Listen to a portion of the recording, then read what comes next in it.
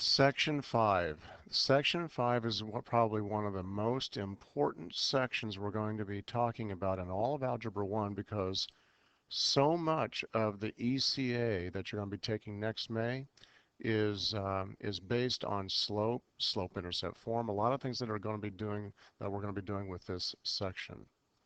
So let's talk about slope. Slope is a number, first of all. It is a number. It just merely tells how steep the line is and which direction it's going. If the slope of a line is positive, it's going to be going uphill from left to right. If it's going to be, if the slope ends up being a negative number, it's going to be going downhill from left to right. When the slope is equal to 0, it will be a horizontal line. And 0 would be in the denominator. If we had like 0 over 3, that means it's going to be equal to 0, and that's a horizontal line. As opposed to, say we had 3 in the numerator and 0 in the denominator, that's when we have an undefined slope and the line is going to be a vertical line. But we can either say undefined slope or we'll say no slope. Either one of those two would be okay for a vertical line. And anytime you end up with 0 in the denominator. And I don't know why this is happened to be, but somebody a long time ago decided we're going to be using m for the slope. So that's what we're using. We're going to be using m for slope. And m, we can find the slope of a line if we have 2 points by merely using this formula. This is y2 minus y1 over x2 minus x1. Now this does not say y squared. What this means is the y-coordinate of the second point. And this would be the y-coordinate of the first point. We're going to divide that by the x-coordinate of the second point minus the x-coordinate of the first point. So it's not exponents here. We're just talking about which points in our problem. So here in number 1, I have x1, y1, and then x2, y2. And I'll tell you right now, my algebra teacher 40 years ago taught me to do this. And to this day, I'm doing this. When I take y2, that's 4, right? And I'm going to subtract 1. I'm going to draw an arrow from the 4 to the 1, showing that I'm subtracting those two numbers. And then I'm going to draw an arrow from the 3 to this one, meaning I'm going to subtract those two numbers. 4 minus 1 is 3. 3 minus 1 is 2. This is your slope. Leave it as an improper fraction.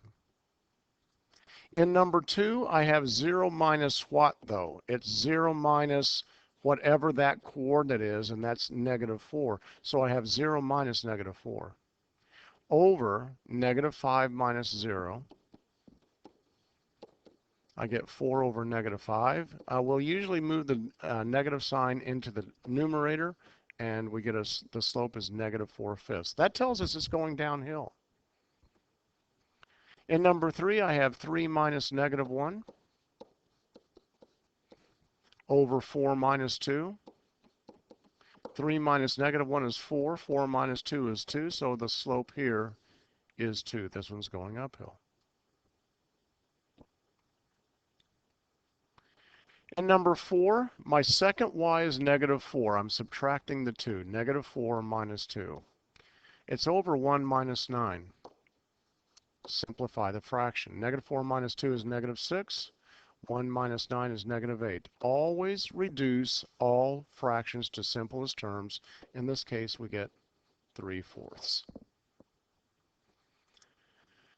In number 5, I have 9 minus 8.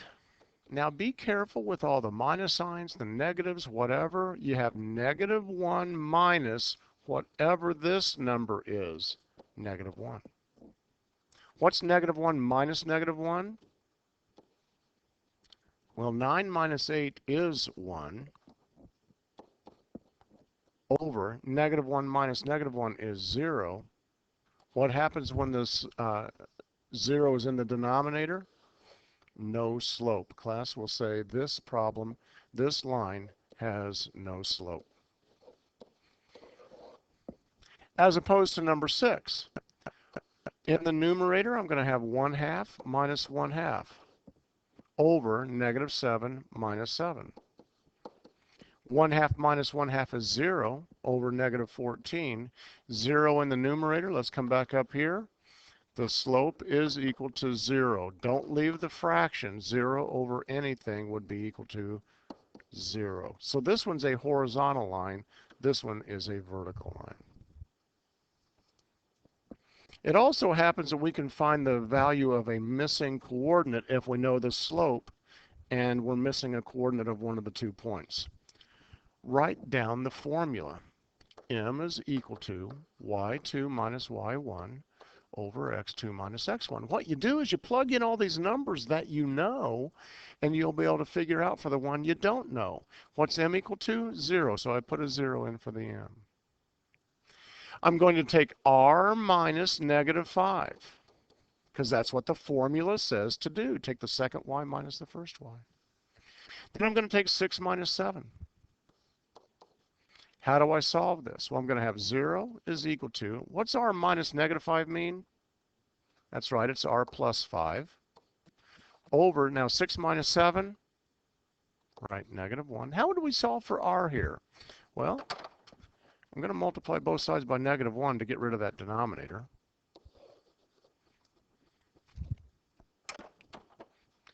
Leaves me with 0 is equal to r plus 5.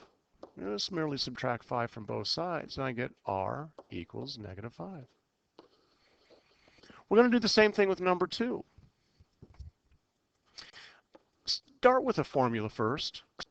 I'm always big on formulas, love to use formulas. They never change. They're always the same. All I have to do is plug in the numbers and do the math. 3 is equal to, now here I have negative 4 minus 8. In the denominator, I'm going to have r minus 2.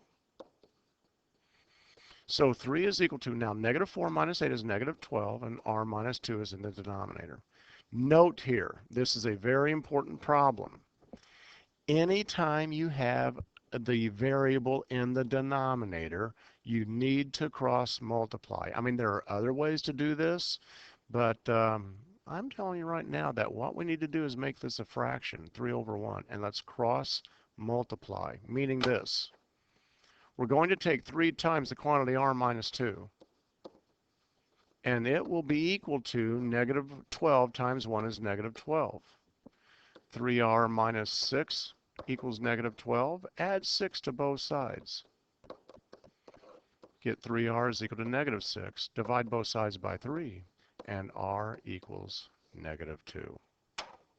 If you have any questions on this one, ask me in class or maybe sometime during tutoring, and we will definitely go over it.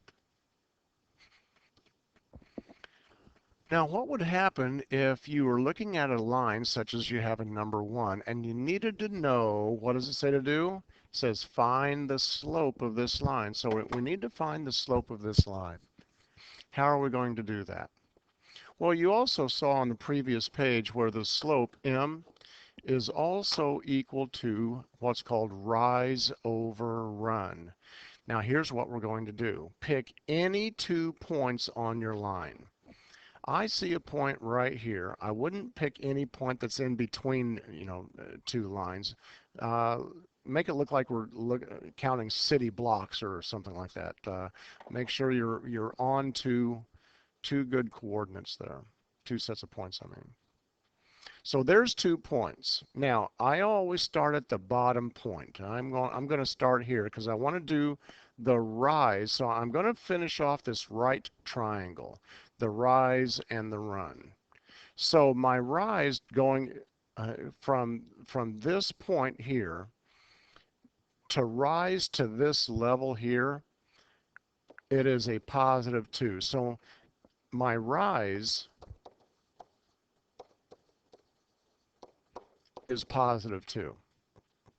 Now, in order to get from this point to this point, my run is positive 4. I'm going up, which is positive, to the right, which is positive 2. So 2 over 4, 1/2. The slope of this line is 1/2. And since this line is going uphill, wouldn't it be positive? And that would help you indicate whether or not you have the right answer. So the slope of this line is 1/2. In number 2, I want my rise, I want my run. I picked 2 points. Listen now, 2 clean points. Here's one here, and here's one here. It doesn't have to be these 2 points. It could be any 2 points pick 2 points where you can tell what the coordinates are. Here I know it's 1, -3. Here I know it's -1, +3. If I pick those 2 points, I can figure my rise and run. I'm going to finish out the right triangle. Okay. It's like counting city blocks. If these were streets, how many blocks would I have to go up? Well, my rise is +6. But what's my run? I'm now going to the left 2. That would be -2. So my slope for this line is -3. If this is going downhill, doesn't that make sense that the slope would be negative? In number 3, we already know what the slope of this line is, right? Any horizontal line, the slope is 0. And how would I determine that? Well, in order to get from this point to this point, how many do I have to rise? That's right, I rise 0. How many am I having to run? Well, I would have to run 5. And 0 over any number is 0. So my slope there is 0.